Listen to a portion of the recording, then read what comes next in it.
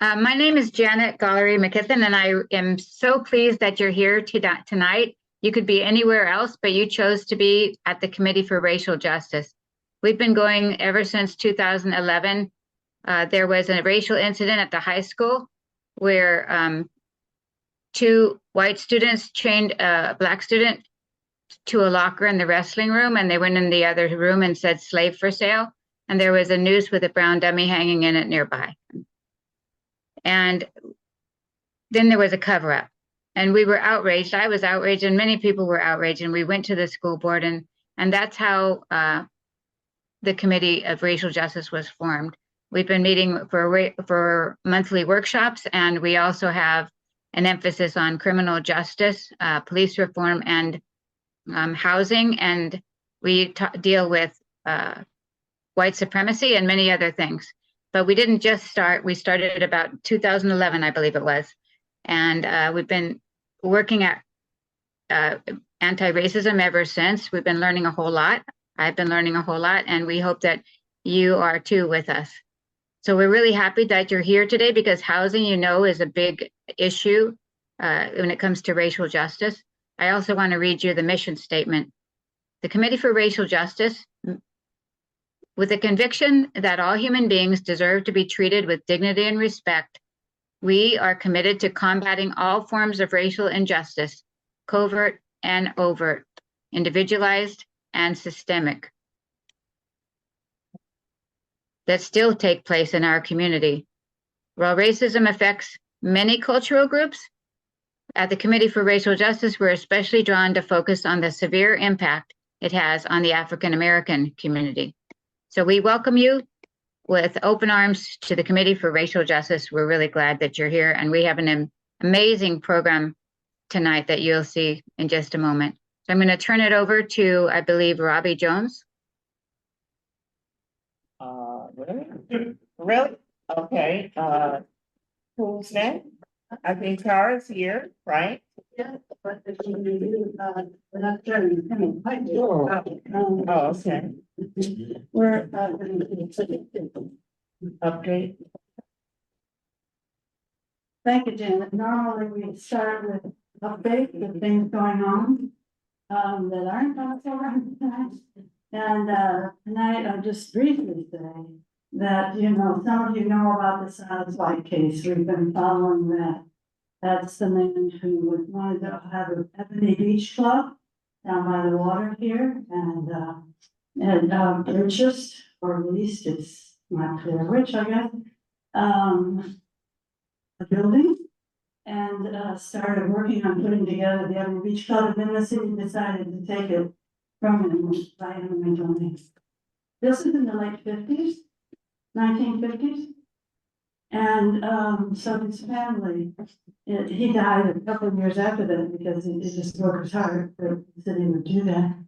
And his family is wanting some kind of restitution for that. There's a whole, where's my land kind of movement going on.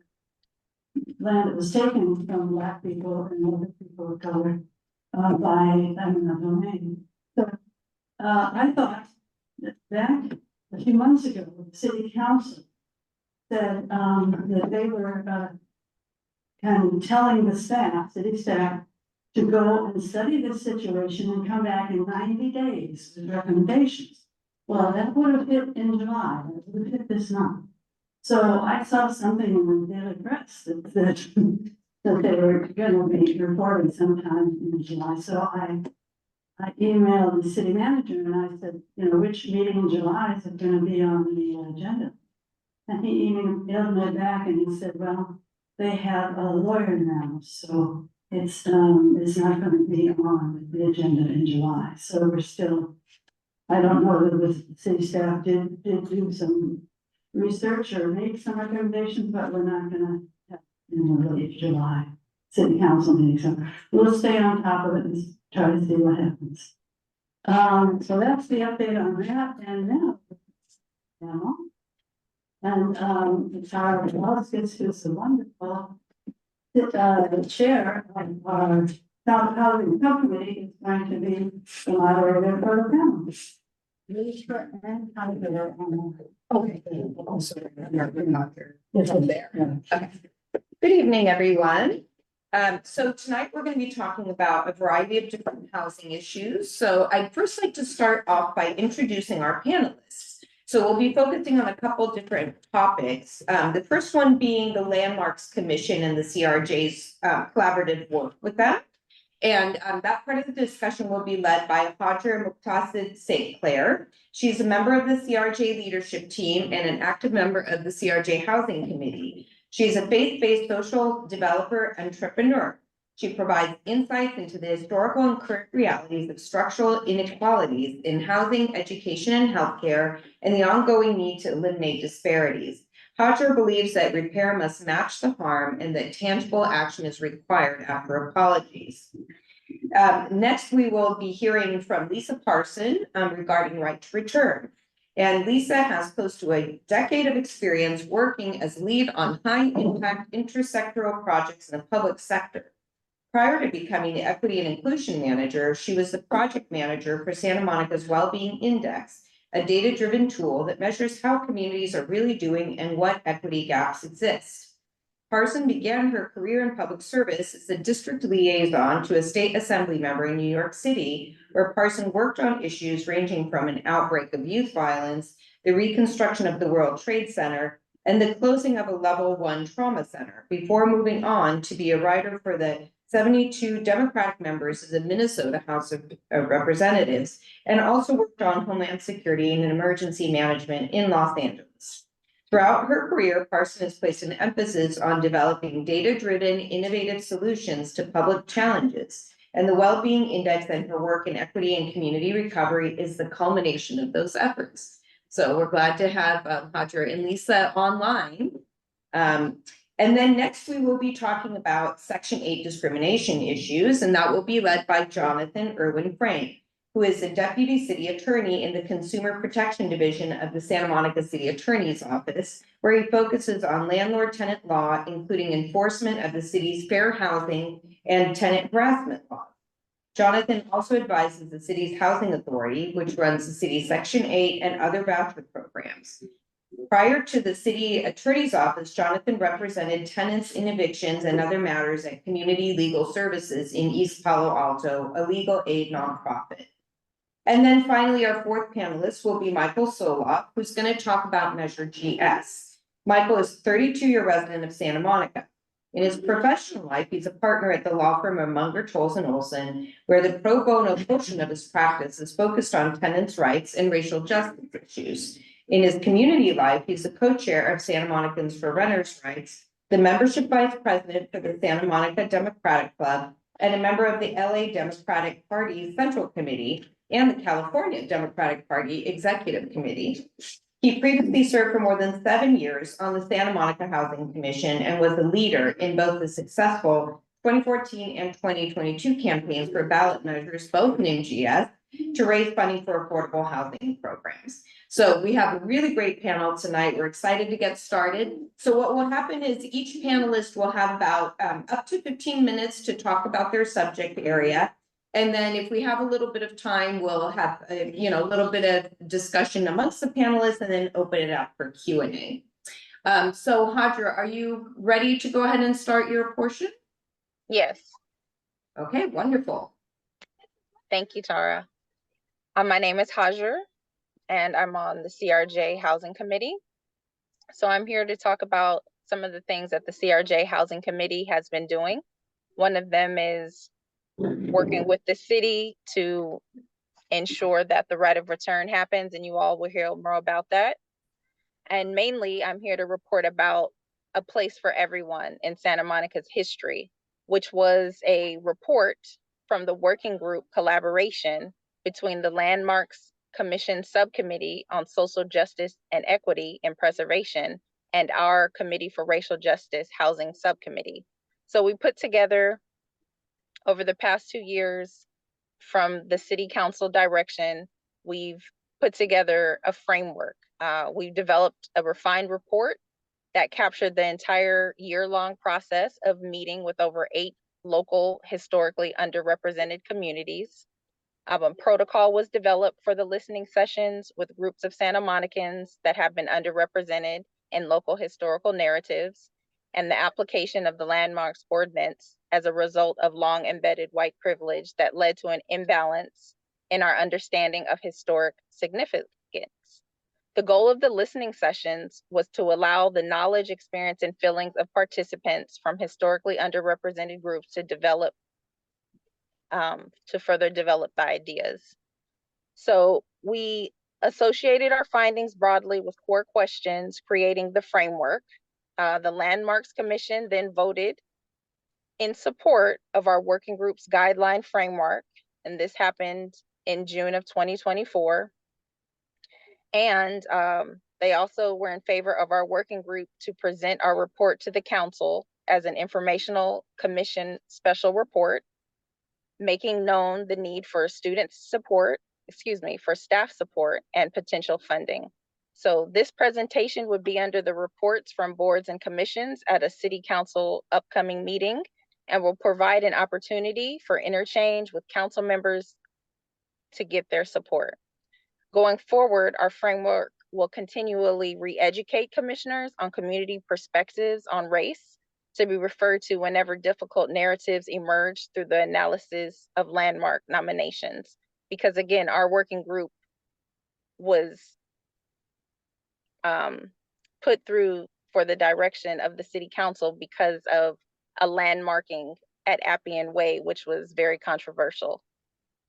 So we have recommendations to further re-educate commissioners, staff, council, etc., using resources that we have given them. And the working group recommends the following actions. We're going to update we asked council to update the Santa Monica Historic Resources Inventory so that they more deeply reflect the history of Santa Monica's underrepresented communities. We asked them to ensure that landmark nominations and/or the reports that analyze them take a much closer look into owners and occupants of proposed landmarks. We hope that they will create Santa Monica guidelines for interpretation of the city's landmark designation criteria. We hope that they will seek and retain outside consultants from diverse populations or those with training and backgrounds in awareness of history and population movements of underrepresented groups in Santa Monica.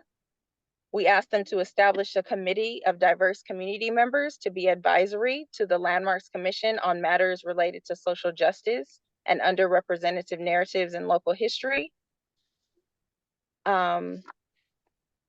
We asked them to host a meeting or celebration with citywide participation to initiate the programs recommended in our report and to increase awareness of the city's historic preservation program among the diverse populations of the city. And lastly, we're asking them to provide professional training to landmarks commissioners and city staff that encourages personal growth through awareness of privilege and leads to the ability to recognize ideas and systems that are based on a non-inclusive worldview. Thank you. Thanks so much, Hajar. That was great, and I think a very good summary of the work that's been done. And maybe there will be some questions or more conversation about that later. Next we're going to have Lisa Parsons share with us a little bit more about what's going on at the city and with the Right to Return program. Hi, Lisa. Hi. I wish that Heather was here, Heather Averick, Director of Housing and Human Services, because they do own the program now. I think everybody in the room is probably very familiar with Right to Return, but I can share my experience with it and then what we are focusing on housing in the citywide equity plan that's being developed, if that's helpful. So the Right to Return program came out of a group of staff who had completed 2 years of training in racial equity action in local government through an organization called the Government Alliance on Race and Equity. We created some subcommittees to focus on a few areas after getting that training. And the focus of that training is really around making sure, as people who took these jobs to try to bring about change from the inside, that we were doing it in a really effective and structured way. We had a training program that was a subcommittee. We had an interpretation and translation program that was a subcommittee, and we had this right to return program, partially inspired by some of the people that we met in Government Alliance on Race and Equity. I'm going to start saying GARE because it's shorter. GARE training. We had connected with people from Portland, people from Seattle who had also created similar programs.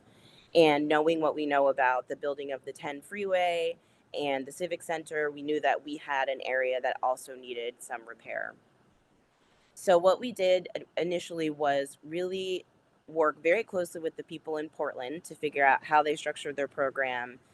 How wide could we go with document verification, for example? Like, what would you guys accept? Trying to make it open as possible of a process, while knowing, you know, city attorneys are going to need some sort of documentation to approve people in the program. We also worked with the people in Seattle to try to figure out some of their application guidelines and things like that.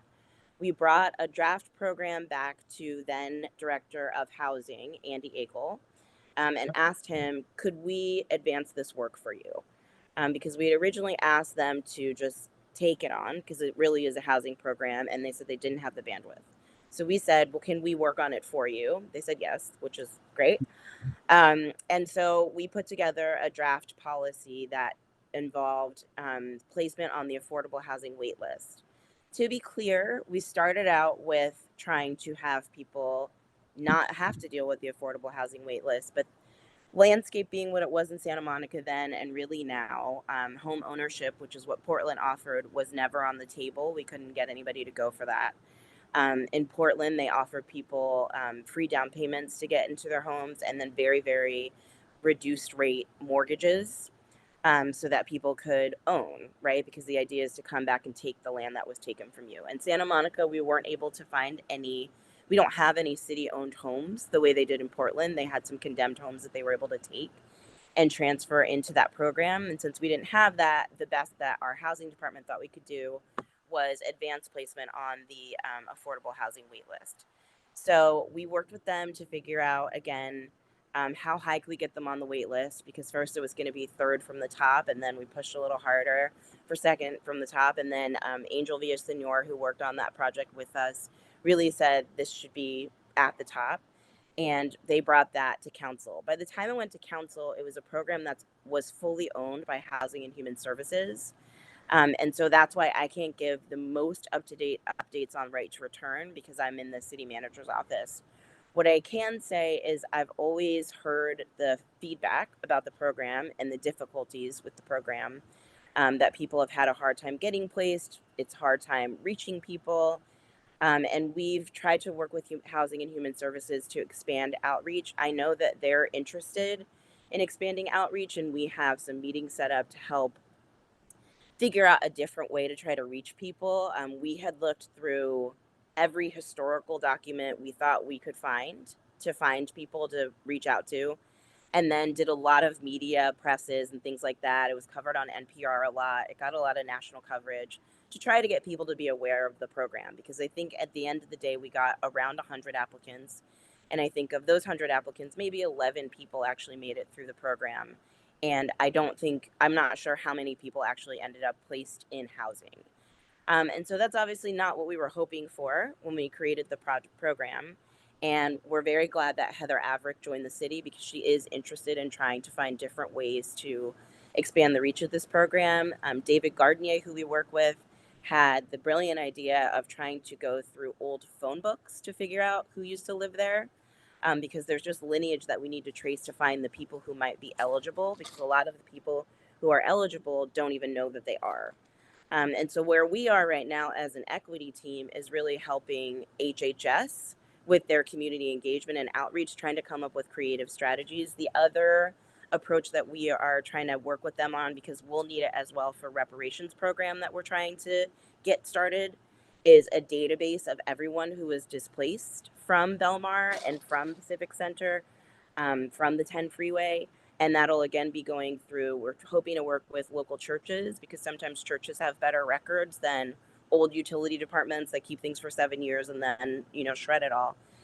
So we're really working hard to try to find new ways to find people who would be eligible for that program. The other part though, and what my energies are focused on, is not limiting repair to right to return, right? Because that's only one tool in the toolkit. And especially if it's not home ownership, and especially if it's, you know, this other program that you have to apply for, that's not the only thing we can do. And so the equity team is working to develop an approach for how we might create a reparations program built around that database of people who were displaced by those prior government actions. And that could include monetary payments, that could include different services, a large suite of things that could be included in a reparations program to try to help some of the people who were displaced. So that's a bit long and not the most up-to-date information on right to return, as I said, but that's what I can share as of this point. So Lisa, just wanted to ask a question. So you said you guys are talking about other things, reparations, and perhaps even monetary compensation. Can you tell us a little bit more about that? What is what are the next steps, and how is that plan going to be further developed?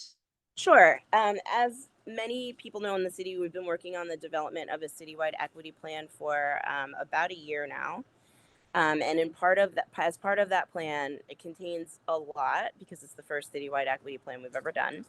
But one of the parts of that plan is to develop a reparations program for the city. I feel very strongly that we need to have a proactive reparations program rather than responding to people who sue us because something was done wrong in the past. We have enough knowledge about Belmar and the 10 freeway to know that we did something that displaced a lot of people. We have monuments in Belmar to confirm that we know that, right? And so what we went to council with about a month and a half ago was a presentation on reparations that they had asked for, to give them a survey of everything that was happening across the country, but also to give them our perspective on how we might actually create a reparations program for Santa Monica specifically. And in that presentation, I talked a lot about the benefits of doing something that's proactive rather than reactive. I think it was justice by policy versus justice by lawsuit. And so David Gardnier, who is a reparations expert, he actually runs a reparations nonprofit outside of work and then works on reparations inside of work as well. And I and Delana Benacama are going to come to council as part of the equity plan with recommendations for how we might structure a reparations program. One of the things when you structure a reparations program that is really considered a best practice is to have an external administrator of that program. And that's usually nonprofits that have deep experience in reparations work and figuring that stuff out. So that will certainly be an ingredient of it. But as we start to explore other types of ways to kind of repair harm beyond either housing or a check or both or tuition scholarship, there's a lot of things that are out there that we're vetting to try to figure out what would be the right ingredients for our program. And so that's what we're working on now. Yeah, that all sounds really great. So again, about the timeline, I'm just curious, is it, something in the next 5 years, in the next 1 year? Do you have any sense of what that might look like? Yeah, we were originally supposed to bring the citywide equity plan to council in July, and then we got postponed to September. And then council had everybody kind of on pause while they figured out where they were going to have to sequester 4% of everyone's budget to fund more public safety. And since our work in that citywide equity plan is very much interlinked with every other city department, it was very bad timing for us to go and be asking them what resources they could put towards equity while they were reviewing these cut scenarios. Council has since changed their mind, I believe, on the 4% sequestration. And so we don't have another date for when the equity plan is going. My expectation would be most likely November, if not November, then January. But as soon as council signs off on it, which I believe they will, especially the reparation stuff, because it's stuff, again, that they asked for, we would move very quickly. We have a lot of relationships in the reparation space to bring in that partner and start building the program. So not 5 years for sure. Well, that's good to hear. November would be the 2-year anniversary of the city's adoption of the Black Apology. So it would be nice to have some kind of concrete action in November. So that's We great. say it all the time, Tara. Yeah. We say it very often. We have that clock over our heads as well. And it was different people running the equity team when the back apology was, you know, adopted. But when it was written and being proposed, we had said originally, don't apologize without action. I don't believe in that. And we just weren't at a place where that was the approach that was taken. So we are trying to catch up to our words that were committed at that time. And yes, definitely are aware. Each anniversary, you know, last year they created the scholarship program for Black collegians. That was something that the DEI team said, you can't have these anniversaries pass with no action whatsoever. So we're hoping each year to add more action. And once the citywide equity plan is passed, we won't need to depend on that anniversary date to see more action either, because there will be so many streams of work happening at the same time. Okay, great. Well, thanks so much, Lisa. And, you know, we might have some questions, so just hang on there. So next we talk to Jonathan. And Jonathan, we wanted to invite you to talk a little bit about discrimination that happens in housing, in particular with, you know, Section 8 recipients. So, you know, hopefully you can tell us more about that and what can people do if they encounter discrimination. Okay, great, thank you. I think I have a presentation that is going to be pulled up here. I think Janet is doing that. Wonderful. All right, so again, my name is Jonathan Erwin-Frank. I'm a deputy city attorney in the consumer division of the city attorney's office. And fair housing and particularly this issue with voucher discrimination, or what we call source of income discrimination, is one of the main types of cases that I handle. And I will tell you more about that. Can we go to the next slide? Okay, so what am I going to cover? I'm going to briefly talk about what the Section 8 program is and how it works, why it's an important and really an invaluable source of affordable housing, voucher non-discrimination protections. Santa Monica was really a pioneer in this area, passing our law in 2015. It's since been adopted statewide, so it's effective in the whole state of California.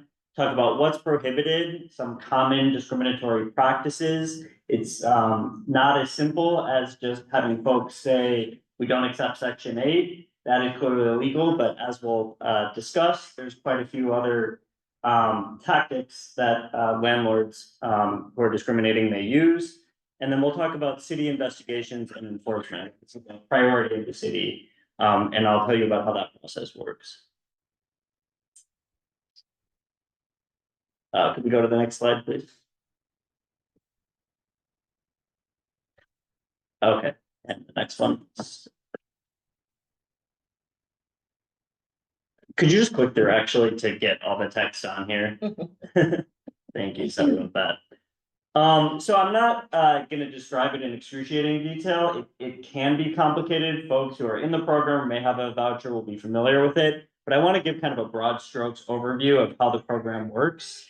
The idea of the voucher program, I would say, you know, ideally is that someone can take this housing assistance and go anywhere on the private market and be able to rent a unit that they wouldn't otherwise be able to afford. So rather than having all the people who, you know, who are working class or poor, who couldn't afford an apartment, all live in one area or live in public housing, they could take this voucher and live pretty much anywhere. So there's kind of a three-part relationship.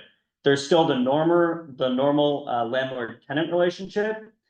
So a Section 8 tenant will still sign a lease like any other tenant would with a landlord. But there's also this relationship between both the landlord and the tenant and the Santa Monica Housing Authority. And so the tenant is issued a voucher, which is basically a right to have the housing authority assist in the payment of rent. And then when the process is complete, the landlord and the housing authority will sign essentially their own contract, their own agreement called a housing assistance payment contract, which basically is the guarantee that the housing authority is going to pay its portion of the rent. And now, there are some exceptions and complications, but generally speaking, the tenant is going to pay 30% of their income. And often there's confusion about this. There's the thought that the tenant has to pay 30% of the rent, but the tenant pays 30% of their income, which is sort of the standard affordability metric. And then the housing authority will step in and they'll pay the difference between that 30% of the income and the rent. So if the tenant, for example, makes $1,000 in social security income, their rent would be, set at a third of that, 300 plus. And then, the housing authority would pay the difference between just that 300 plus and whatever the rent is, even if it's, 2,000 plus or much higher. So if you could go to the next slide.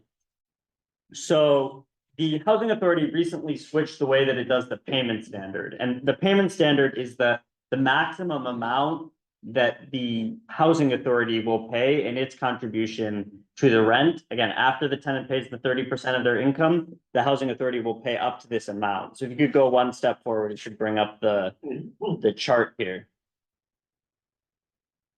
And so again, we recently switched to what's called a small area fair market rent. And really, one of the ideas behind this is that it looks at a smaller geographic area. And this is especially important in some place like Santa Monica, where, as we know, rents are just ludicrously expensive. And so the city was able to, the housing authority was able to increase the payment standards so that the housing authority can pay up to this amount. And as we'll discuss this, a tenant may even be able to rent a unit where the total rent that's advertised is somewhat higher than these numbers. But certainly if the rent is at or below these numbers, then a tenant with a voucher would be able to afford that unit. And as you can see, they're substantial rent now, often above 3,000, even getting up to the 3,700, 4,000 for the 3-bedroom units. So it makes it much more feasible, and it opens up a lot more units for Section 8 voucher holders. Okay, so this is just briefly the contact information for the Housing Division and the Santa Monica Housing Authority. They're kind of the front lines and the folks to talk to about the voucher program and about the below market housing program. In terms of if you don't have a voucher getting into the program, they would be the ones to talk about. Probably the thing to know is there are very long wait lists to get a Section 8 voucher. So if you don't already have one, that can take quite a lot of time. Okay, so why are anti-voucher discrimination laws so important? Okay, so Section 8 is the main source of affordable housing in the country for low-income people to be able to afford a place to live. So there was kind of a big switch from public housing. Obviously, not enough has been done by any stretch of the imagination, but this is one of the important tools that we have for people to be able to afford housing. You can see 2.1 million households and 5 million people rely on vouchers. It's often the only housing available to people who may be on a fixed income, who may be disabled or elderly, or living on government assistance, and last resort for unhoused or those at risk of homelessness. And I'll just make a quick note here. Generally, the type of voucher that people are most familiar with is called a housing choice voucher. It's often sort of colloquially called a Section 8 voucher, but there's multiple different kinds of vouchers that are out there. So, for example, veterans will have what's called a VASH voucher. There's emergency housing vouchers. There's some newer vouchers that are specifically targeted towards folks who've experienced homelessness. And there may be some that are public-private partnerships. And so there are a number of other vouchers out there. I may refer to Section 8 or housing choice voucher throughout this presentation, but the source of income, these anti-discrimination laws, they apply to all of those vouchers. And not only that, they apply to rental assistance programs. So during the pandemic, we had some city rental assistance that was provided. And, a lot of what I did was reaching out to landlords who were refusing rental assistance because maybe they would rather say, oh, you didn't pay your rent and I can evict you from your rent controlled apartment, jack up the rent to market. And we would say, no, under the city and state laws, you actually have to accept that rental assistance. So in theory, like I said, the idea is that a voucher holder can move anywhere in the market. In practice, there has been a lot of discrimination. So the majority of voucher holders are in protected classes. You can see that approximately half of HCV, that's the largest category of vouchers, are Black, 24% white, 19% Latino. This is nationwide data. I don't have the California or Santa Monica data. 62% are women, 24% have a disability. And there are studies that show that source of income discrimination is a pretext for other types of discrimination. So really, they don't want to rent to a Black person or a disabled person or a minority of some kind, and they'll just say, oh, but really, I don't want to deal with the paperwork for Section 8, or just I won't rent to a voucher holder. So of course, racial discrimination violates federal and state law. There's the Fair Housing Act, that's the federal law, the Fair Employment and Housing Act, that's the California equivalent of that law. We also have something called the Tenant Harassment Ordinance. I think what's important for our purposes now is that the city does enforce racial discrimination claims, of course, in housing as in other areas. A challenge, as I'm sure folks are familiar with, is that it can often be very difficult to prove intent. So a landlord who wants to discriminate nowadays is going to know that that's illegal, and they're not going to come out and say that that's what they're doing, and it's not going to be in writing. It's going to be very hard to establish that kind of claim. As we'll see, there are challenges with source of income discrimination, but it can be a faster and more straightforward kind of claim to investigate and pursue to take action quickly. All right, so I mentioned this, that Section 8 waitlists are incredibly long and vouchers are time limited. So when someone gets a voucher, they have a certain amount of time to use that voucher in the market to obtain a unit. Otherwise, the voucher will expire and they'll lose the benefit. Now, it's important to know that folks can ask for extensions, and that does happen quite regularly, but that's not infinite. Oh, could you go back? And so this is just like some statistics about the effectiveness of these source of income anti-discrimination laws. So voucher utilization, meaning the folks who get a voucher who are able to then use that to have that pay all the rest of the rent beyond the 30% of the income. In jurisdictions with these types of laws, 77% and 35% without. So there are a lot of places where folks have vouchers and they go out into the market and they simply can't find a unit that will accept them because of the way the market is and the pervasive discrimination against folks with vouchers. Section 8 anti-discrimination laws are a form of affirmatively furthering fair housing. This is actually a term that is used in the Fair Housing Act, and there's also a state law equivalent. There was, we don't necessarily need to get into the details of this, but there was, I believe, a rule, so sort of a federal rule about local jurisdictions having to take steps to do this. That was substantially kind of lessened and modified, but there's a California version that is still in effect. It means cities, among other entities, have to plan for how they're going to take proactive steps to further fair housing.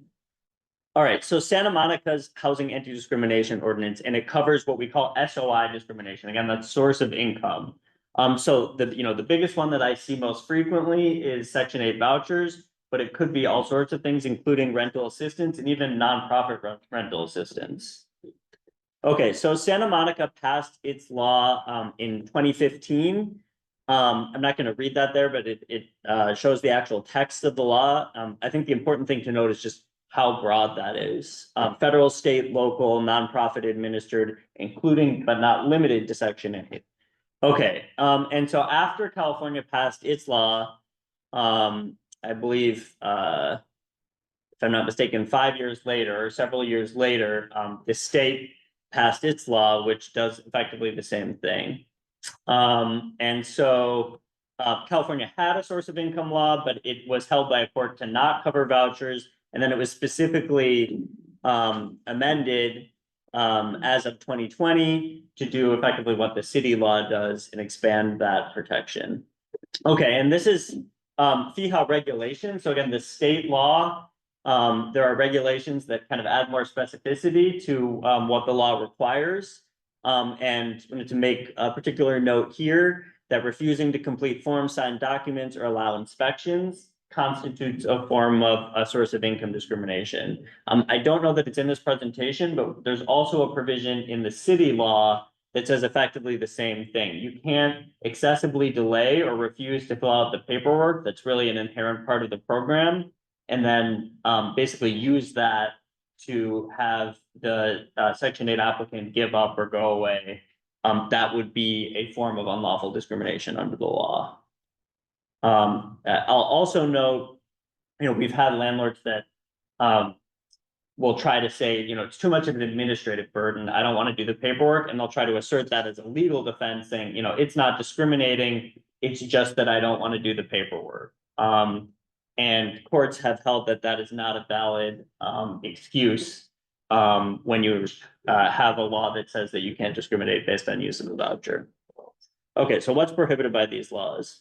Okay, so I'm going to try to go through these relatively quickly. I think the main thing that I want to note is, it's not just someone saying directly no Section 8. I mean, you will see that in ads, but there's all sorts of other things that are prohibited. So falsely representing that a unit's not available, holding a unit open for an applicant. If you'll do that for applicants who don't have a voucher, but as soon as they have a voucher, you'll immediately try to rent it to someone else. That would be unlawful. Creating different conditions like requiring a cosigner when you wouldn't do that for someone who doesn't have a voucher. Talk a little bit more about that later. You can't have differential conditions like restricting access to a common area or to amenities or refusing repairs. All right, sorry, I was distracted by that for a second. Thought we were gonna leave the meeting. So financial eligibility standards. This is a big one that comes up, and it's actually I believe in the state law. So very often the landlord will say you have to earn as your income 3 times the rent. And for a Section 8 tenant, you're not allowed to require them to earn 3 times the rent. They only have to earn 3 times their portion of the rent. So again, the tenant will pay 30% of their income. So almost by definition, they should meet that standard. Go on to the next one. So it's not lawful to have a blanket standard that they have to earn 3 times the total rent. Okay, so our landlord's required to accept a Section 8 tenant. It sounds like what I've been saying is yes, and I would say, they have to treat them fairly and equally. So there may be situations where the rent is simply too high. If the rent is far above the payment standard, such that the way that it works is the tenant has to pay the extra amount above the payment standard. So it can get quite complicated to explain, but they can add that to their 30% of their income. But when you do that math, they can't go over 40% of their income. So, I mean, we don't necessarily need to get into the complicated math, but if it's too far above the payment standard, it's going to be very clear that it's just unaffordable. So, in Santa Monica, you have all these luxury units. Maybe it's $8,000 a month. That's not going to be a unit that a Section 8 tenant will be able to rent. But obviously the reason can't be that they're using a voucher. And, they have to apply the same standards to voucher holders that they would apply to other types of tenants. But we'll see that landlords often make it very difficult to rent a unit. So if we could go to the next slide. So if they don't follow the law, I'm going to talk more about this. I'm obviously later on in this presentation going to focus on contacting the city attorney's office, but I just wanted to make a quick note that there is a state and federal process for, sorry, not federal, but there's a DFEH. Again, the state has the same similar protections, so you could file a complaint with them. And there's also, private legal remedies. Next one, please. Okay, this is just a quick couple of examples. These are actual ads that my colleague pulled. I believe they weren't Santa Monica, but they were nearby jurisdictions. It might have been LA. And it's just to note that there is still this pervasive kind of on its face discrimination. Although as we'll see, there's all kinds of other tactics that folks will use to not accept a Section 8 tenant. So this is why my colleague sort of came up with the term the whack-a-mole game. So as soon as you have a law like this, you say you can't discriminate against a voucher, they'll come up with another way to deny the holder. So the 3 times the income thing, or we'll talk about credit later on. They're always kind of coming up with another excuse, and we're trying to refine the law and make it harder for them to do that. Okay, so this is just a list of some of the kind of tactics that folks will use to not rent to someone with a voucher. So I already talked about refusing to fill out or submit paperwork. The state has clearly made that illegal. We've also made that illegal. Only considering employment income. Again, under the source of income law, you can't do that. So you have to, have a way for folks to identify that they are using a voucher or that their income may be from any kind of government benefit. We talked about the income to rent ratio, not holding the unit for a Section 8 applicant, but holding it for other applicants. And I'll talk a little bit about how we handle that in some of the cases that we handle later on. Increasing the security deposit. I've also seen sort of requiring a cosigner where that may not be allowed, and I'll talk about that later. Stating the unit size has to match the voucher size. That's really something that the housing authority determines, and there may be reasonable accommodations and other reasons why that wouldn't be the case. Okay, so one of the big things that I've dealt with lately is the use of credit scores. And so a lot of folks who have a voucher may not have credit, and they may have poor credit. They may be dealing with all kinds of expenses, childcare, car expenses, etc. And there's specific protections now related to credit. If a landlord was able to just say, for example, you have to have 700 or higher credit score, and we've seen scenarios like that, they could use that to try to exclude almost all voucher holders. You go to the next slide, please. Okay, so there's a new law, and that's that the government code section that's listed there.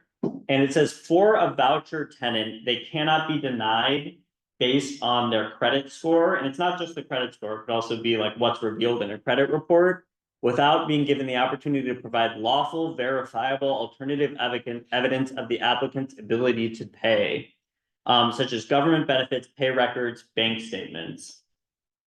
We at the city, we also take the position that part of that evidence they can present is the difference between the portion of the rent that they may be required to pay and the income that they have. So if you have very reliable government benefits, for example, Social Security, and we had a case where the rent portion, due to the way some of this,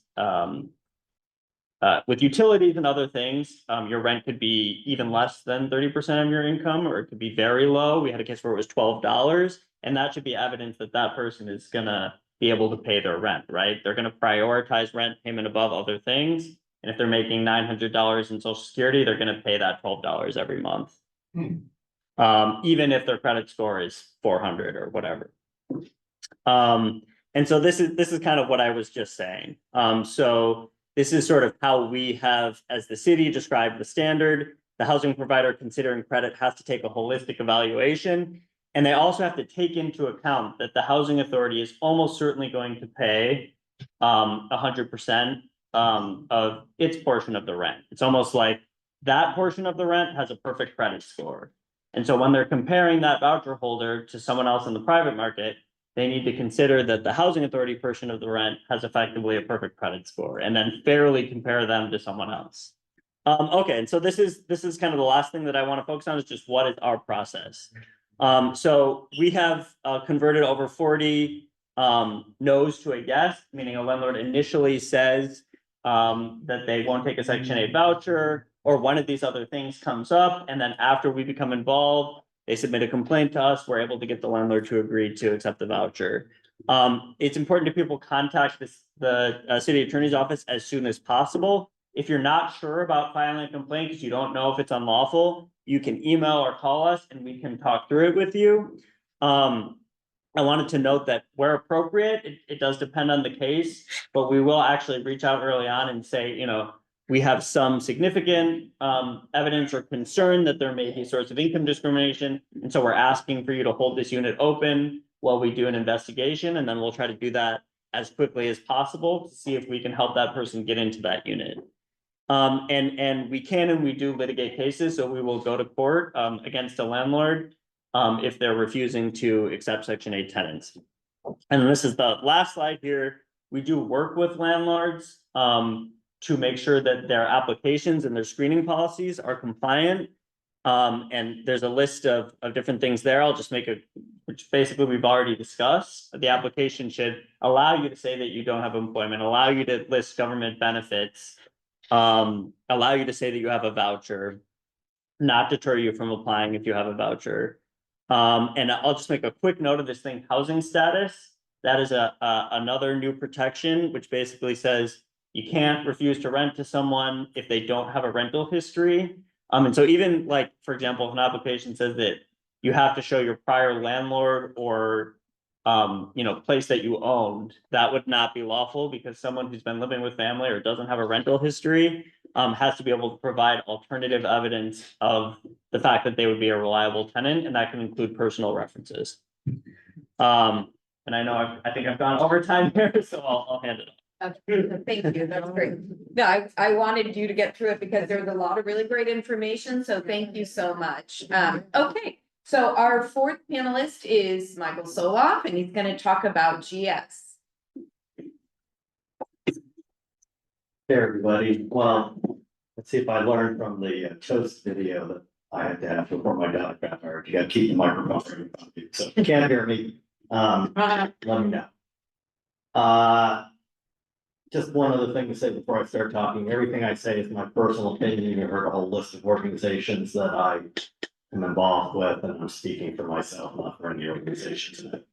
The first thing I wanted to say is a piece of good news. I only met Jonathan about 2 months ago, but I met him because, as he said, the city actually sued a landlord here in the Pico neighborhood over the fact that they were trying to evict a 4-person family where the husband had died, and the landlord took the position that meant they could raise the rent back up to market, even though it's a rent controlled unit. And the city stepped in, and I only heard about it through them, and I represent the tenant. Unfortunately, this last week we went to court and we won for the tenant.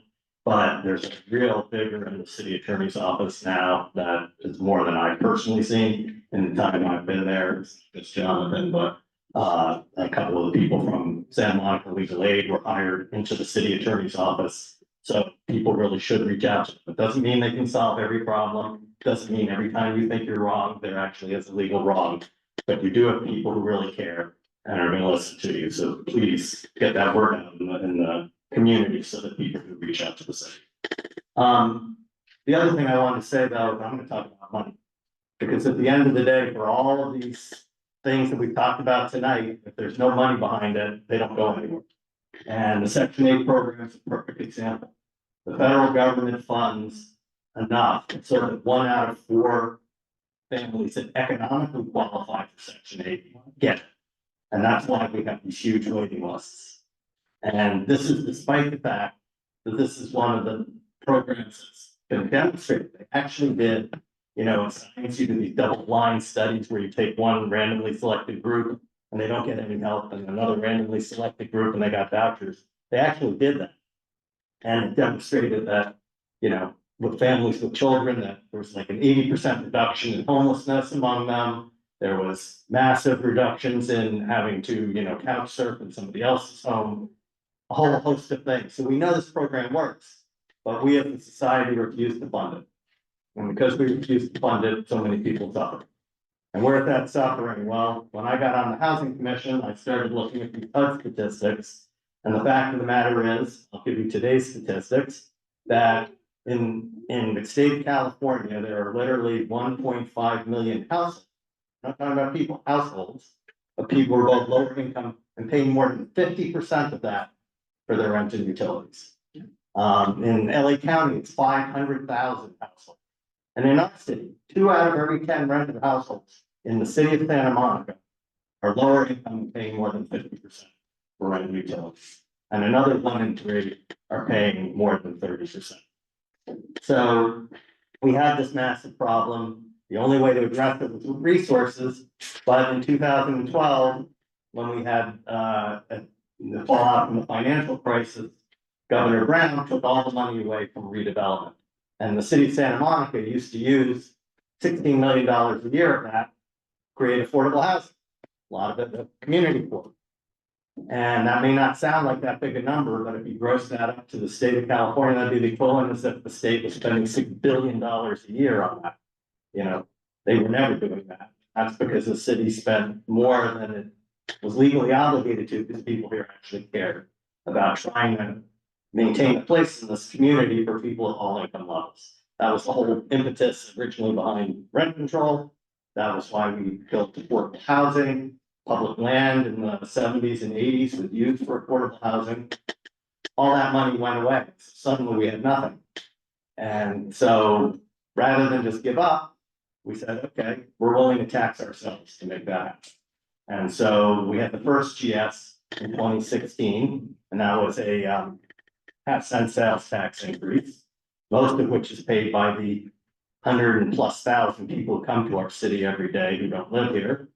Visitors and tourists and office workers and all of that. And it raised, and we split it half for the schools and half for affordable housing. And at that time, the estimate was somewhere between 7.5 million a year for each of those. 7.5 million for affordable housing, 7.5 million for the schools. Good, not enough, but good. And because of that, we were able to start our own local rent subsidy program, called POD program, which really has only been in a pilot phase so far, and that was originally targeted towards seniors. But then, and one other bit of good news, I'll go out of chronological order here. The city council just approved an expansion of that program, and not only an expansion of it, but they recognize something that I admit I didn't notice when I was on the housing commission, and I apologize for that. But that even though, based on population, the percentage of people in the Pico neighborhood who were getting help seemed about right. But if you actually did it compared to the number of likely eligible lower income seniors, this community was underrepresented. And the city council ran some numbers on that. They realized that they're actually putting extra money into outreach. And so in this expansion, hopefully we'll right that wrong, and the program will be more equitable in that sense. So people should do that. I mentioned to Craig, because I saw it, if anybody else wants, I'm sure you can pass you the email, but there's actually going to be a meeting here in Virginia Avenue Park on Tuesday about the POD program. So if you know seniors who might qualify for the program, please let them know. But anyway, getting back to money, then of course we got hit with the pandemic. And there were a lot of cuts in the city, but the city council also decided that the money that was going to affordable housing from the 2016 GF needed to be put elsewhere, not to affordable housing. And the city wasn't in crisis. And Glenn objected that, well, okay, if you're going to do that, but you need to repay that money when things get better, and you need to not do it again in the future. So we got a promise that was going to happen, but instead what happened was we have all these settlements for Eric Euler, and the city again not only basically took all the money that had been set aside for affordable housing under the original measure GS and put it to pay for that. Anyway, because of that fact, and because they arguably could do that because of the technical way that measure was written, Sue and I, John Katz, the Democratic Club, and Denny Zane, who actually started the effort down in Los Angeles that led to Measure ULA, that we needed to have something to get more money here and something that the citizens put on the ballot so that the city council couldn't take that money away from affordable housing no matter what they wanted to do. And so that was our 2022 Measure GF. The city council one dissenting vote, not surprisingly. Put on a competing measure, but the voters rejected that, they approved this measure GS. Then we had a lawsuit from the business community, to pay this tax, we managed to defeat that. And we just completed the first year of collecting money under that measure.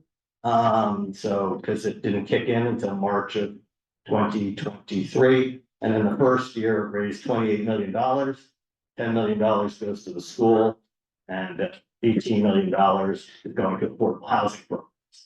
And the programs include at least 30% of the money.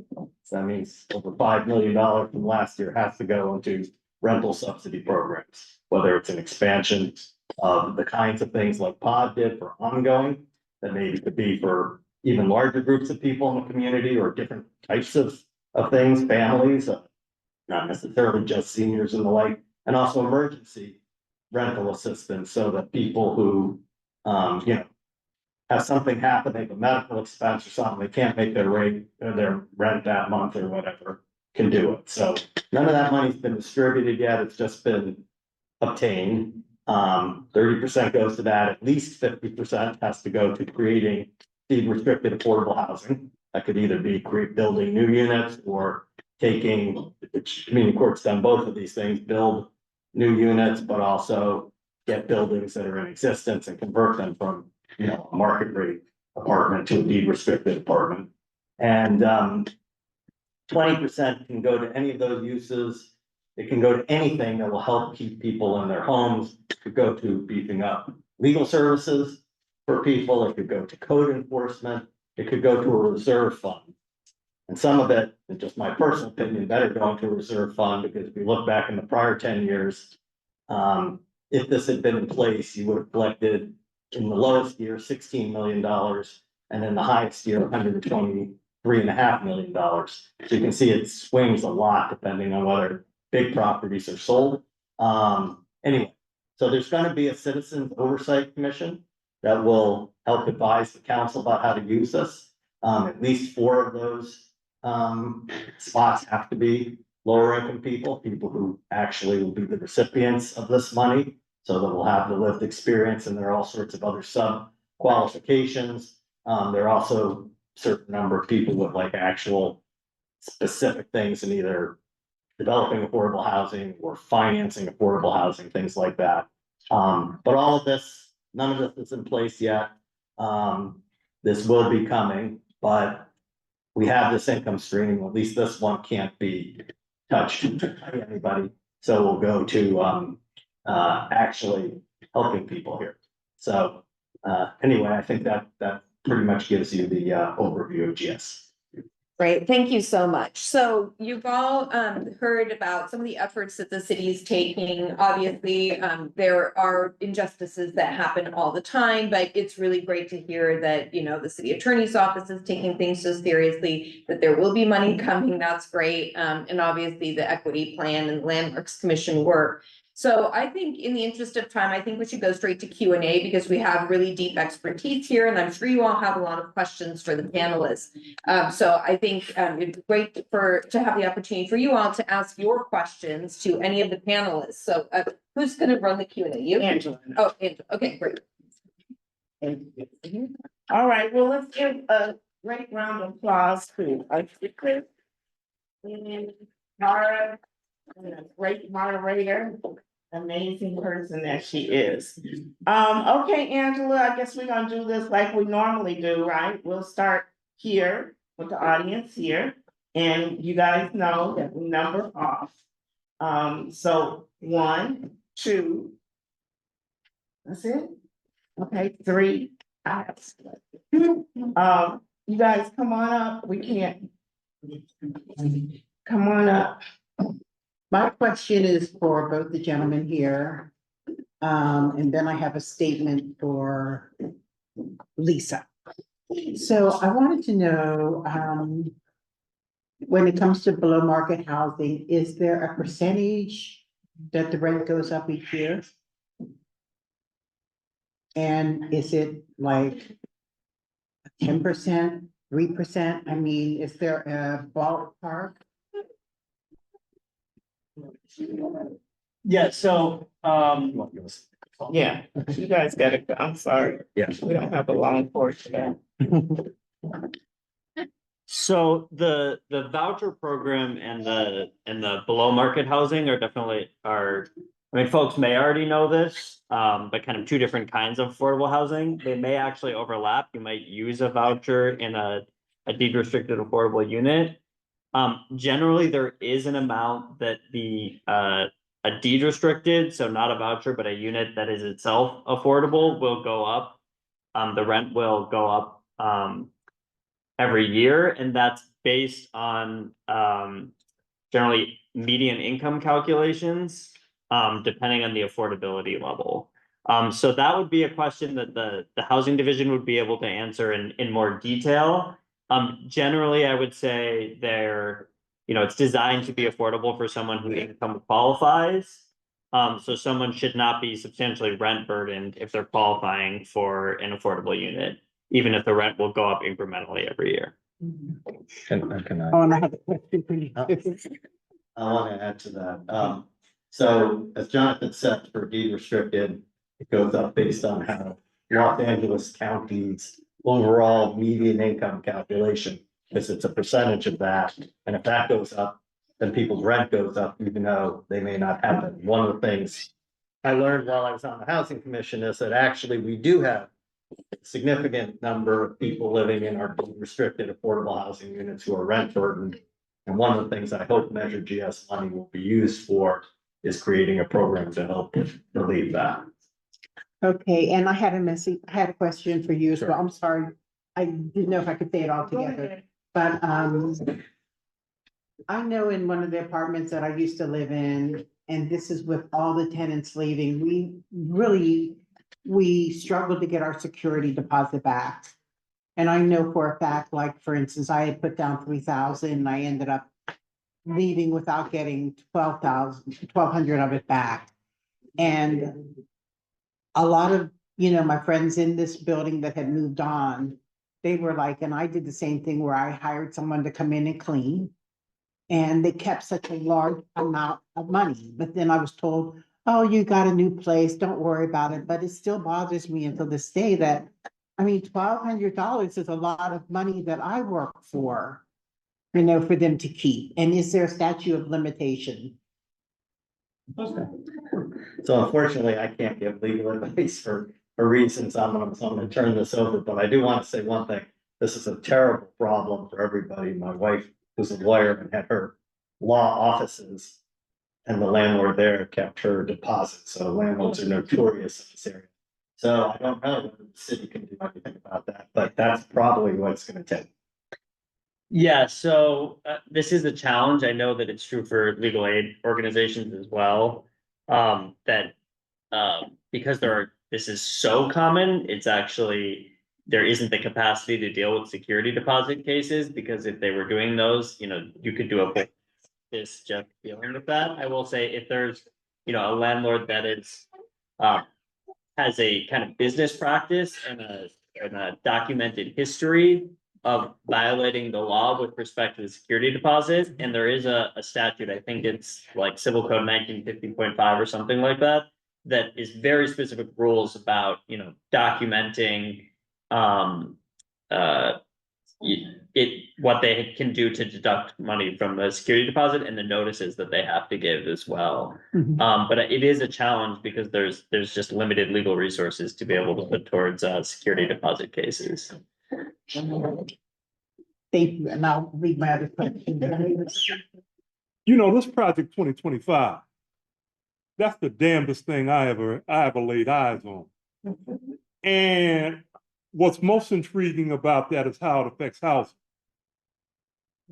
Looking at, if you haven't read it, if you look at it, the damnedest thing about it is the person that wrote it doesn't know a damn thing about housing. So I'm looking at specifically not so much the defeat of it, but the remnants, because people within this area tend to think in terms of that mindset. And I'm wondering specifically what, if anything, in terms of hierarchy, are you looking at doing, to more or less protect and function, in some sort of sense that protects us from that evil, or that, what's the term I'm looking for? That evil spiritness of it, if that's available. I think kind of the most I can say on that is, we do have a system where, regardless of what's happening at the federal level, there's certain powers that are reserved to the states and to cities. And certainly we as the city this is gonna continue to be, the highest priority for us. And so we react to the environment that we're given, and we're certainly hoping that the political situation is such that there's support at the federal level. That's not something we can guarantee, and if things don't go the way that we'd like them to go, and certainly I can appreciate and share a lot of the anxiety that folks have right now. All I can say is that the city is going to continue to prioritize this with all of the resources and legal power that we have. All right, thank you. And if it's okay for me to just say that this is one where all the Democratic Party organizations that I'm involved with, I am speaking on their behalf. We all got to work our butts off to make sure that doesn't, Trump doesn't get elected, or we hold on to a Democratic Congress to prevent us. That's the first thing before we have to rely on the lawyers. So everybody needs to do that. Yeah. Okay. All right. Well, my question, I have questions for Lisa, but question for, I guess, a question for Jonathan. I have two.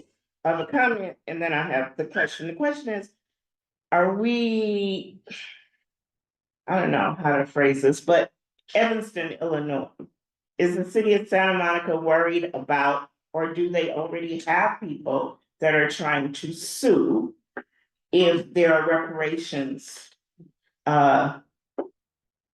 given to African American?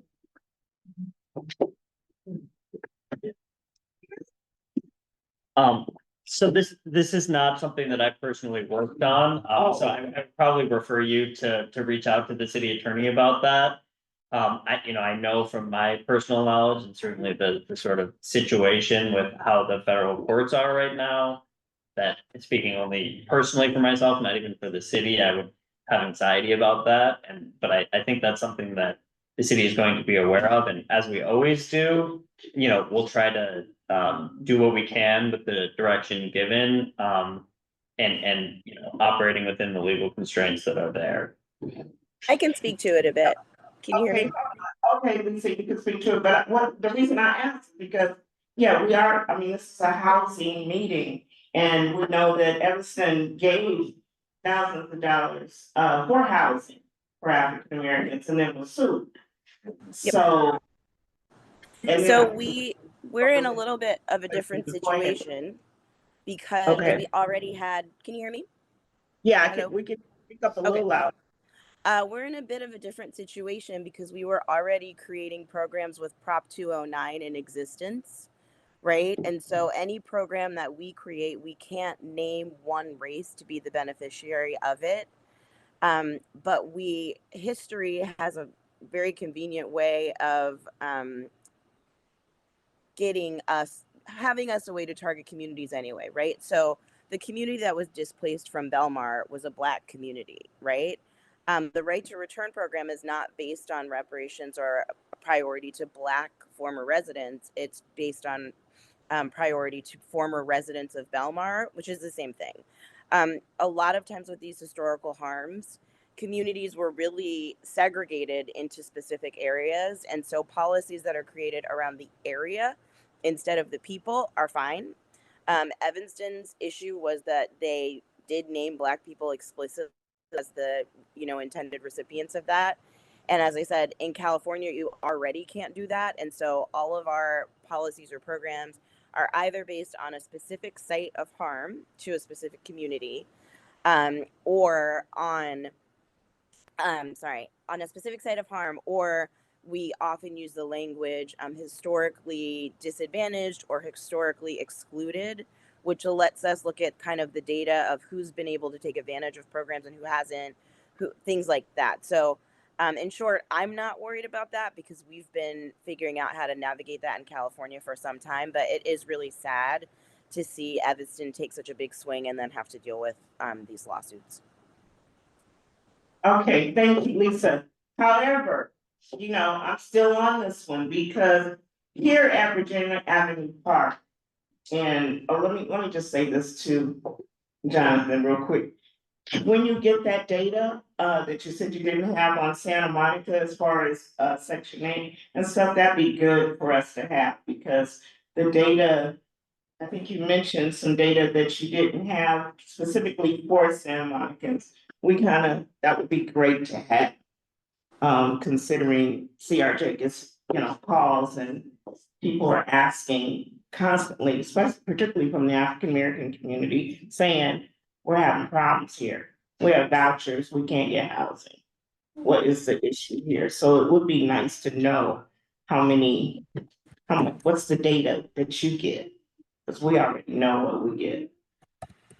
Do you understand what I'm saying? Yes, you can reach out with a specific data question. I think I was pointing out that the statistics in terms of the racial demographics of who voucher holders are that I had in the presentation were national statistics. Okay, so yeah, you reach out who the holders are and who is getting housing and who is not. Would help us a little bit. So Lisa,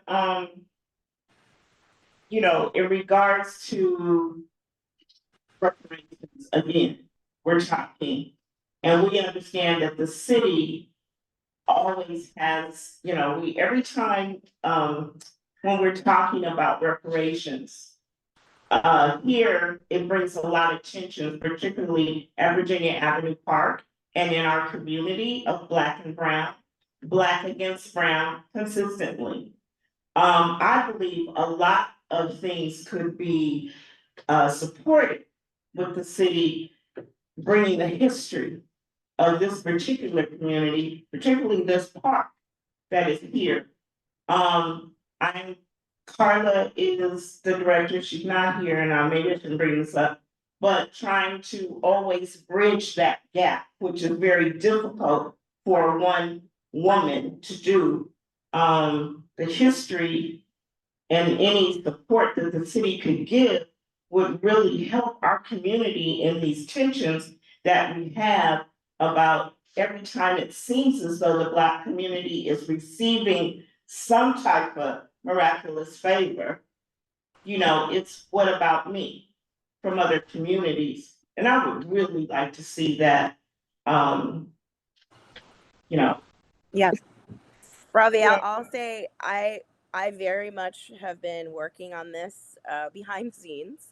One of the things, I think it was one of the first things they talked about in GARE was that one of the ways that white supremacy, that's the word for it, works, is to put all the other groups feeling like they have to compete with each other for scraps. And I see that every time we do anything for anyone, instead of it being received as like, this is great, it's a step in the right direction, doesn't matter which group it is, I will hear feedback from a different group saying, how come them and not us?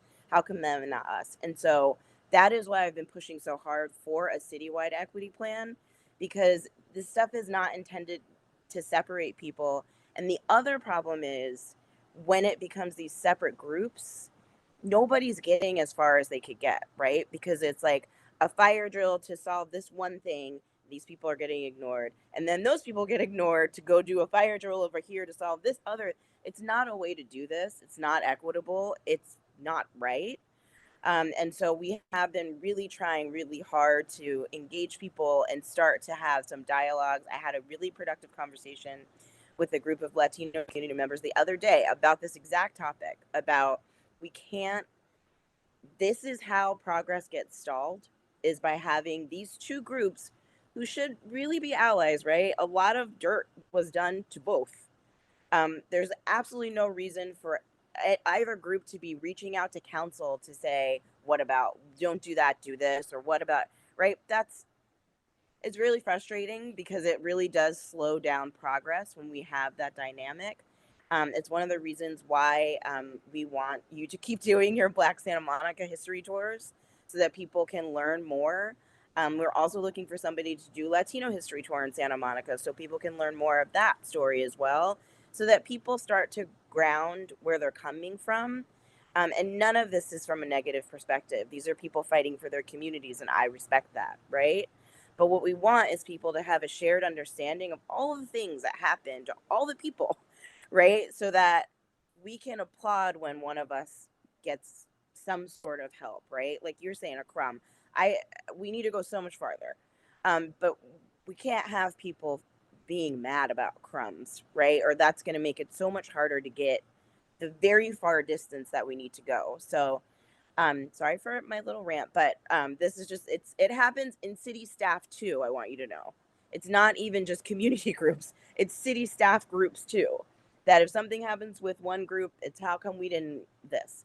And it's so damaging to progress, because what it ends up being is splitting everybody up and making it so that everybody says, well, focus on that. Uh-oh, this is popping up, focus on that. Instead of us just really taking big steps forward. And so I appreciate what you're doing to try to like share the history of the community with people. I think we need to do a lot more of that. And I'm really hopeful that we get past this stage. I don't think it'll be short or quick, but I'm really hopeful that we will get past it when people start to see that helping one group does not hurt the other group, right? There's more than enough resources to help everybody can get these crumbs, right? And we're trying to get to like a cake. And so we're really working hard to get to the big so that people start to realize we don't need to be fighting for scraps. There's so much else I can say, but I'll hold it. Angela, do you have, what do we have on? Yeah, we do. I'm gonna start off with Nichelle, and then from Nichelle, I'm gonna go to former Mayor Kevin McKeown, who's online. He posted something, as well as Teresa Marasco, because Teresa had a comment and a question. But I'm gonna start with you, Nichelle, if you're still there. It seems like, well, it doesn't seem like the same racist tactics are being used time and time again. There's all this obfuscation and ignoring the situation, and this is supposed to be about equity and inclusion, but it's just lip service. That's what I've seen thus far.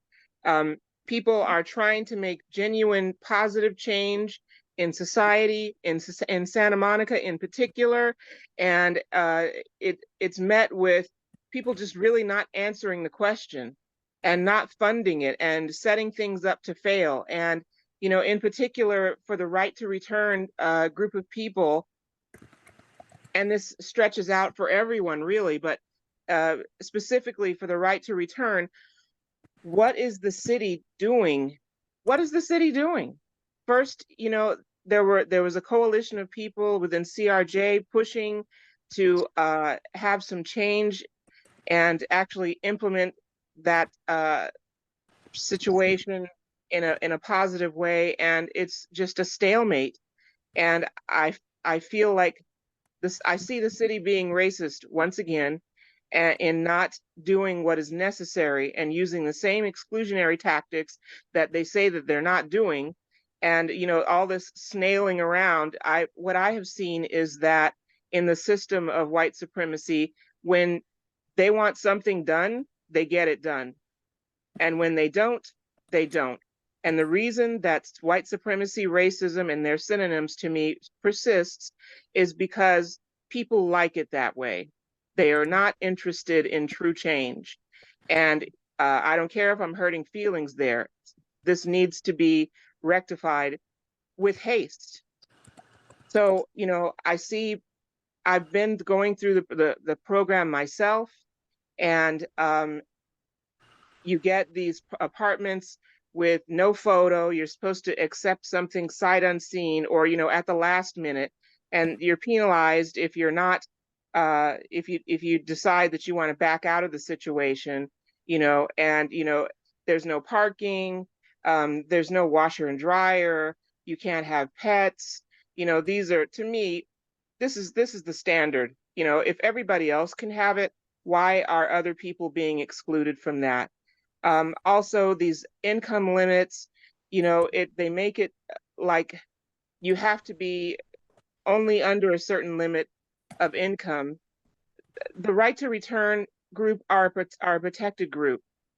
The same tactics that you're using to exclude people in the BMH group, the below market housing group, should not, and that should be, it shouldn't be used. And it shouldn't be used even for the below market housing group, but the name of it is below market housing. But why were the right to return people pushed into that group? And what if you make above the income limit? So now you're out of the group. And why is that? And why can't a concession be made for people in that situation? What about people who, it was mentioned, people in Section 8 who are being penalized on the basis of their credit history? Why is that for the below market, for the right to return people? Everything that you're using to exclude people from the below market housing group should not be for the right to return people, because we didn't ask for this, we're not begging for it, but since you put it out there, you need to actually do something about it. So, if you're giving a concession for a wrong that has been done, if you're trying to repair a reparation, that's what this is, then there should be no roadblocks. It should be, what is it that you need for your family to live comfortably? And how can we provide that for you? How can we help you? That should be the question. How can we help you? And then actually help people. There needs to be a committee-based task force to keep the city on task, because the city is not doing anything. How long has this been? It's ridiculous. I could go on and on. Again, what is the city doing? Thank you. I guess, Lisa, I think you were going to respond, or? I mean, I can't speak for the program anymore. I don't want to take up time to speak for something that I don't run. It is squarely owned by Housing and Human Services, and I believe they have somebody who, we had a couple calls with this housing committee actually, that they were on, and they have somebody who is working on program revisions, but it's not me. And so I can't really speak to it. What I can say is, I am used to criticism of city programs. Like I said, we chose to try to make change from the inside. I don't want to make it, I'm not making excuses. It is not easy. It is very hard. As I said, with the right to return program, when we originally conceived of the policy, it was a home ownership program. We couldn't get it to go. Then it was third place on the affordable housing waitlist. We couldn't get it to go. So we got it to first, and that's as far as we could push. And that took 2 years of working on the side and trying to convince people. So I hope that you all know that it's not a matter of not caring. There are so many people who care so deeply about this. It just is very hard. Yeah, I'm not pointing my questions directly at you. You're the people, the group of people who are actually working toward positive change, but you're being roadblocked by racists, by racist white supremacists. Those people are the people who don't want to change, the people who are at the so-called top. Those people are roadblocking the situation, and there's really no excuse. They can give excuses till the cows come home, but there's always money for things that they want to do. And there is always a way for things that they really want to do, but it's clear that they don't want to do this. And the reason that they don't is because it doesn't benefit them in some way. It's for the Black people or for the brown people. Specifically, because I am Black, I'm only going to speak for Black people on behalf of Black people or about Black people. I can't speak on behalf of. I'm just an individual, but I don't feel like it's the people in this room so much as the people who actually have the power to make this ship run. And thank you for all you do. Thank you so much for coming on as one of the descendants of the first Black family that came here to Santa Monica. We really appreciate you and appreciate what you have to contribute. You know, CRJ has been in this fight for a very long time. We ain't going nowhere. We're right here with you. So just know that we're here. We're here with you also, Lisa. We get it. I don't know, Joanne, if we have Heather and the other lady that's handling the program, we did have them on a call. I don't know if they're on our email list, but we need to get them on our email list because I feel like they should have been on the screen at least, even though not invited as a panelist. So, Angela, I guess we can, yeah. Well, I had, former Mayor McKeithen had put a lot, he had put a lot in there, as well as Teresa Barauskas. She had put some information regarding one of the boards that she had been working with, specifically on the affordable home ownership. So maybe we'll go to Kevin. I'm okay, here. go ahead, Kevin. Go ahead, Kevin. Lisa, thank you. You already answered the question I put in the chat. I'm sorry I missed your presentation. I hurried home and I guess they put you up first and I missed it. To answer Nichelle's question about how long it's been with right to return, it's been 5 years, Nichelle. I was the one who introduced it 5 years ago before I retired. And I put in the chat an email that I sent this spring to our city council about not just moving right to return forward, but expanding it greatly, because there's an opportunity right now with the urgency around the Ebony Beach Club to look at reparations much more seriously than they have been looked at before. And the truth is, not every family that was forced out of Santa Monica through racial prejudice lost property, real property, because those families mostly weren't allowed to own real property. What they lost was opportunity, the opportunity of our job market, the opportunity of our community, the opportunity to send their kids to our excellent schools. I would hope now the concept of right to return can be greatly expanded to try and recompense the people who lost opportunity by providing housing. And you're right, it might not all be affordable housing, but if we're looking for the people who were most harmed, chances are their descendants are the people who need affordable housing. So it was a way to start with a program we already had in place, an affordable housing program. But I'll absolutely affirm to you that from the outset, I knew this was an inadequate beginning and that it had to be expanded, and I hope it will be. And I just wanted to share for the people in the room, in case they couldn't see the chat, that is one of the things. It's actually been a great joy of this work is finding a researcher at RAND named Jonathan Welburn, who has been researching the cost of lost opportunity to communities of color. And for that exact reason, Silas White is an outlier. The idea that he had money to buy a property at all in that time as a Black, that's obviously wasn't the norm, right? And so Jonathan and David and I and some other people have been really talking through this idea of how do you compensate people for lost opportunity, right? Because that's really at the heart of it, and that's generational. If one family doesn't get that opportunity, then the next and the next, it's a harder scramble. And one of the really interesting ideas that Jonathan has been advancing is this idea of, people always talk about the wealth gap by race.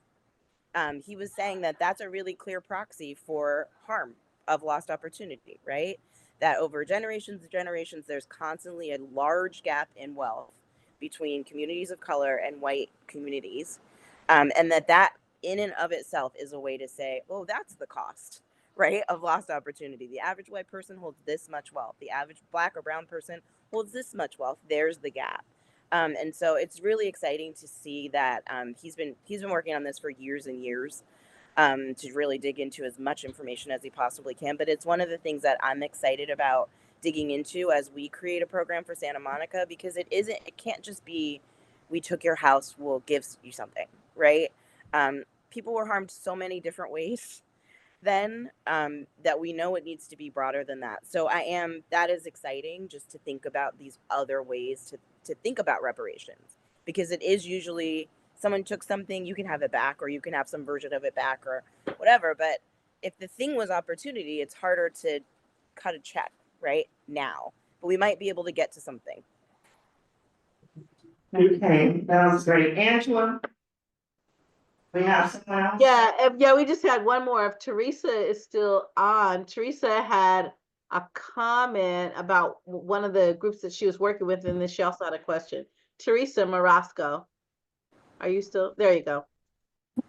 Hello, how are you, everyone? So I did post in the chat that the Housing Commission last year came together and put together a detailed plan and recommendations that we presented to City Council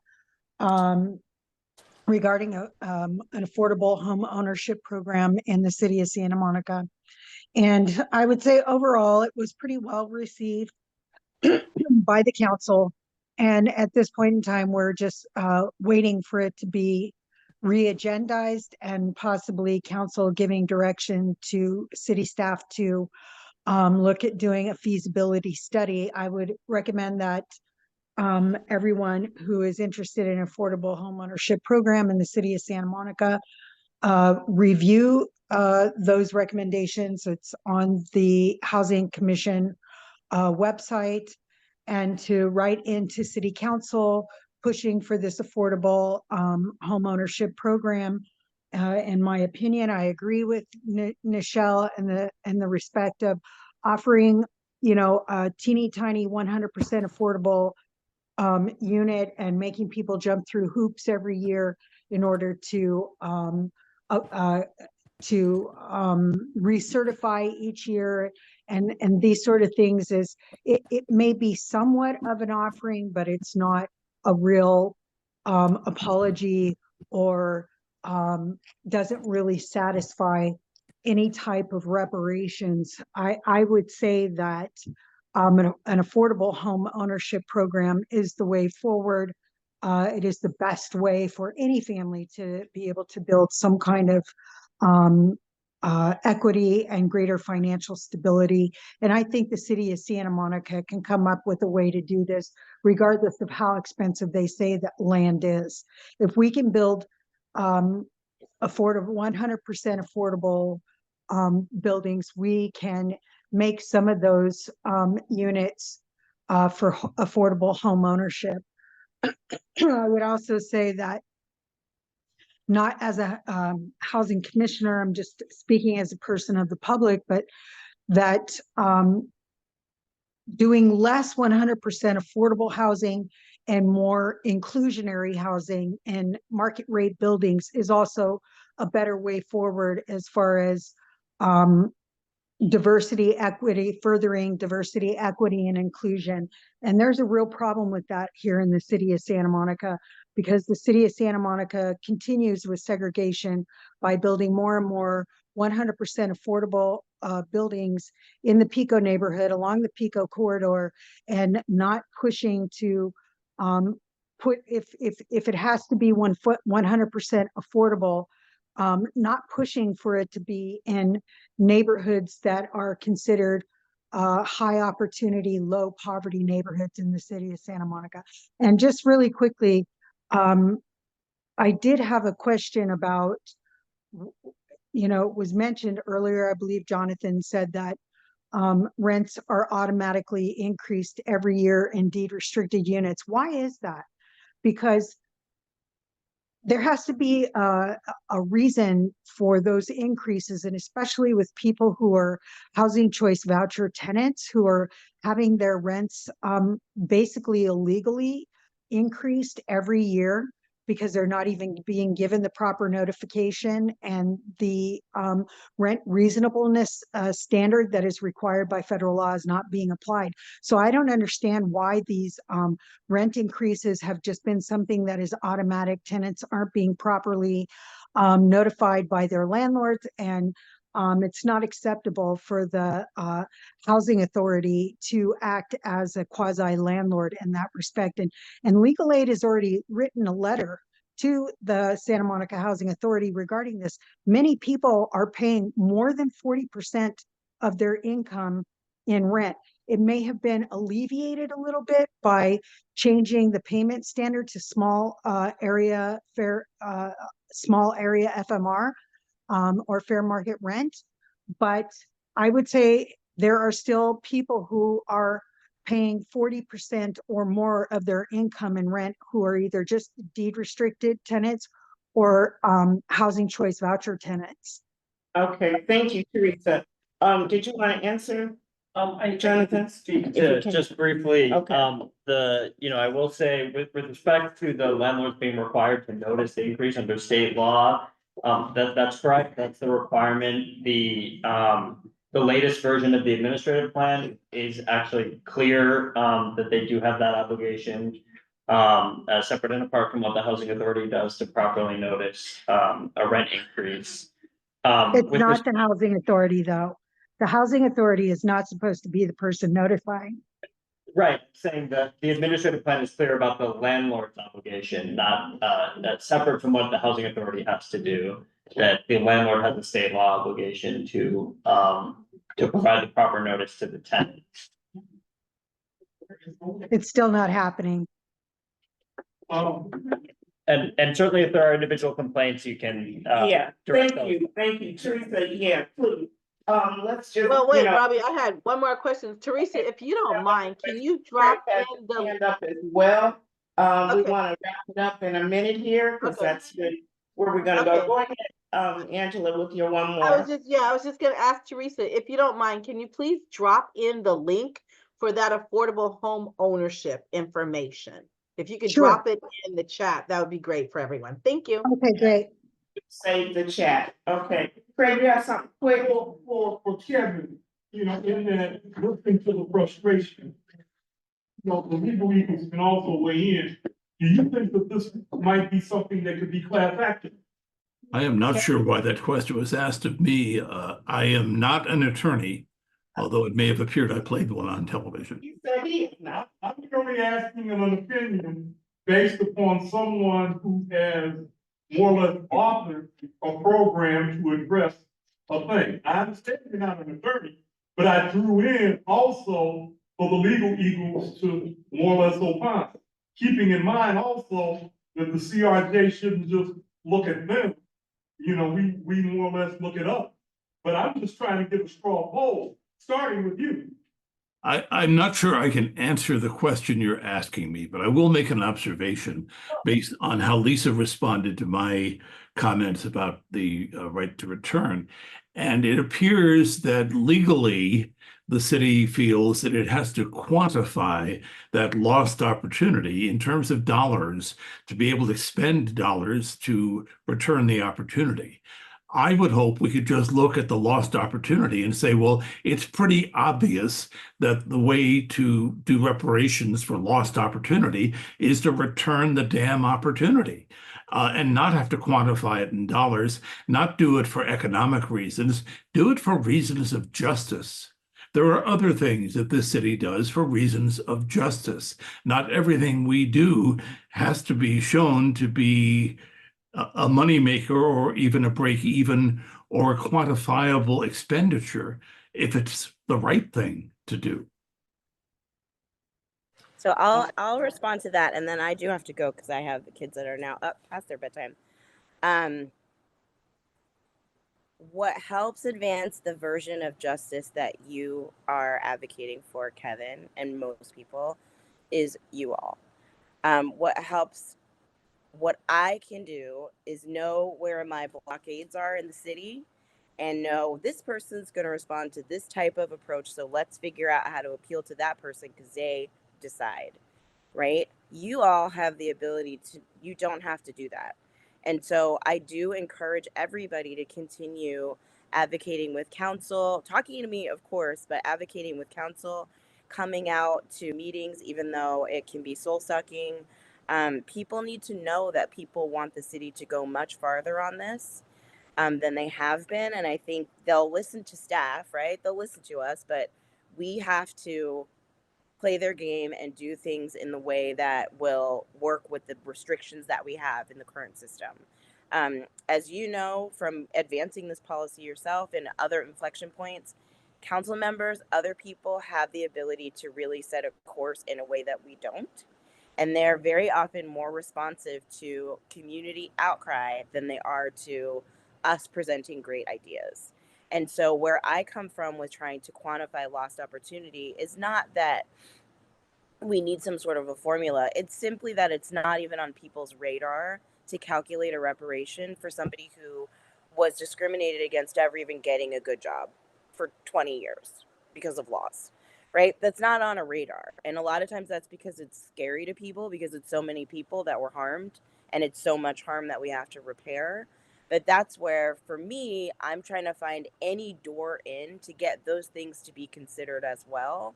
Because for me, it can't be reparations based off of someone taking your house, right? It's got to be, there's so much more lost opportunity than that. And so we have to build a case to get that to be considered.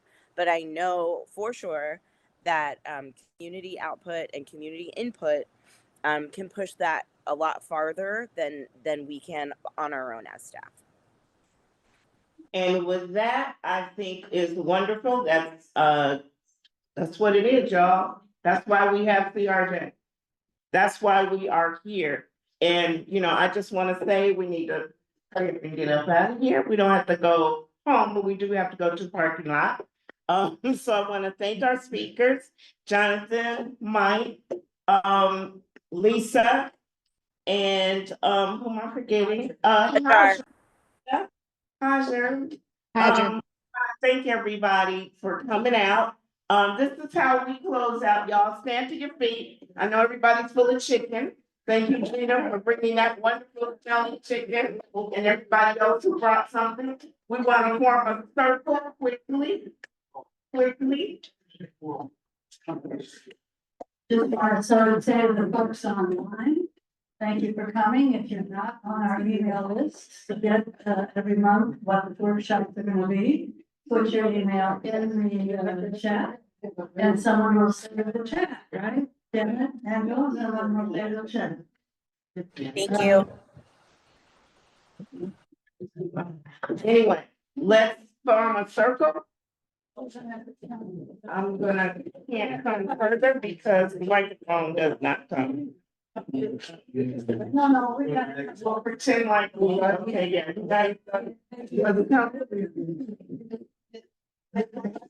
Come close. Okay. We got in. Mike, touch my arm. There you go. That was it. This is how we do this. We start low, responding and call. We start low and then we get louder and louder 3 times. And we are quoting a Silas Shakur, the chant by a Silas Shakur. We do this every CRJ meeting, and it goes something like this. It is our duty to fight for freedom. It is our duty to win. It is our duty to win. You guys, unmute you guys. Unmute everybody. We must love and protect one another. We must love and protect one another. Unmute everybody. We have nothing to lose but our change. We have nothing to lose but our change. Now, to fight for freedom. It's our duty to fight for freedom. It's our duty to win. Love and protect one another. We must love and protect one another. Nothing to lose but our change. We have nothing to lose but our change. So like we said, we gotta let city council know we're coming. It's duty to fight for freedom. It is our duty to fight for freedom. It is our duty to win. To win. Love and protect one another. We must love and protect one another. We have nothing to lose but our change.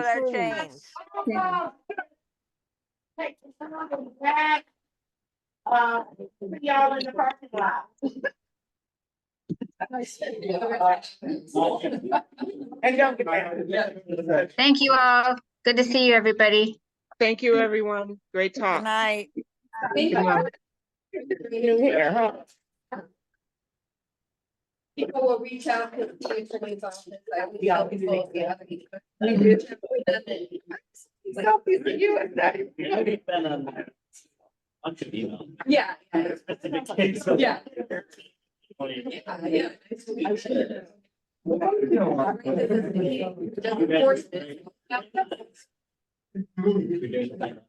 Don't forget. It's never enough, but Not always. yeah.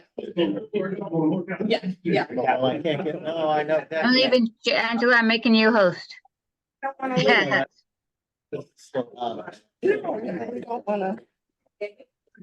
You got Janet, think she's I think we can go. guys leaving? Yeah. Hey, Sue. Yeah. Hey, Pat. See you later. Bye-bye. Bye.